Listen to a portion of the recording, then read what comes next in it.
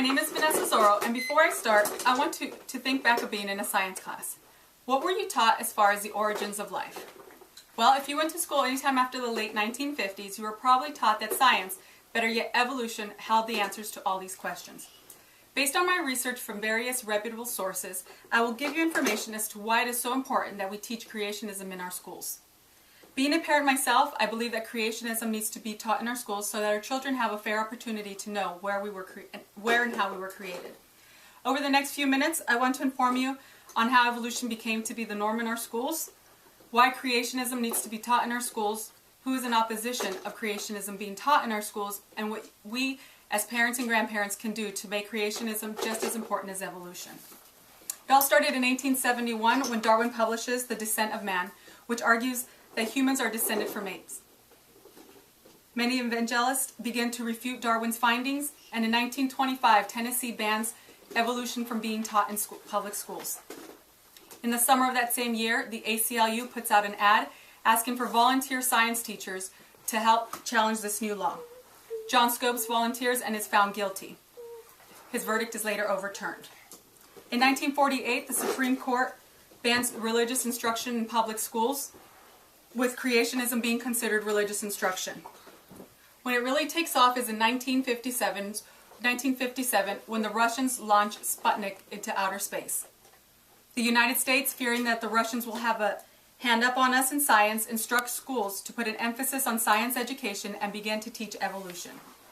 So why do we need creationism to be taught in our public schools? Well, students need to have the facts on both sides of the story. Students can have their faith validated through these classes and can realize that evolution is not fact and just a theory. Dr. Morris from the Institute of Creation Research stated that students allowed to study the pros and cons of conflicting arguments are more likely to grasp the material, develop a love for science, and learn critical decision-making skills. Students' minds will also grow through critical thinking as well. Questioning what is being taught and asking questions as to why and how will help them come to the realization that evolution is not a fact. Basically, it comes down to it being a student's right. On reasons why creationism should be taught in schools, Carl Smallwood stated that the same thing that gives you the right to not believe in a certain religion gives other people the right to practice that religion. Our students should have the same rights as those who believe in evolution, and that we can have creationism taught in our schools. There are certain organizations that oppose creationism being taught in school, and they make their presence known. Organizations like the National Center for Science Education, the National Association of Biology Teachers, and the National Teachers Association of Science all have position statements on their website that speak of how they support evolution being taught in schools and want nothing to do with creationism. The ACLU is the largest supporter of those opposing creationism in school. Part of the ACLU position statement states that public schools themselves should not be in the business of promoting a particular religion or religious beliefs, religious activities. They should protect children from being coerced to accept religious or anti-religious beliefs. Ladies and gentlemen, in my eyes, evolution is the only option in schools that our children are given, and that is a way of coercing my child to believe what they want my child to believe. So what can we as parents and grandparents do to make sure creationism gets in our schools? Well, as parents, we need to talk to our children and let them know that evolution is not correct. We also need to get involved into what they are learning in science. You can go to the school and ask for a science book. That way you can catch up and read up on what they are doing and learning in science class.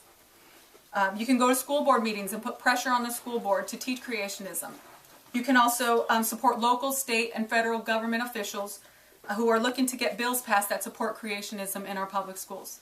As grandparents, you can support parents in this battle. You can also support financially those organizations that are looking to put creationism in our schools.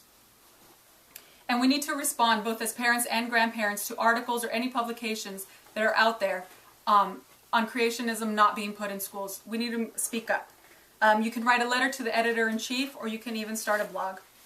So this evening I have given you the history of how evolution got into our schools, why it is important for us to have creationism in our schools, who is in opposition of creationism in our schools, and what you as parent and grandparents can do to get creationism into our schools.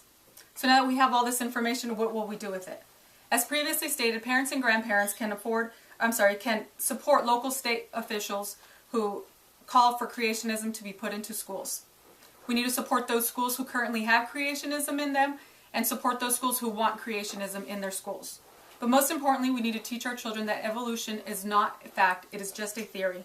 And we need to put the pressure on those school board, on our school boards to get creationism in there.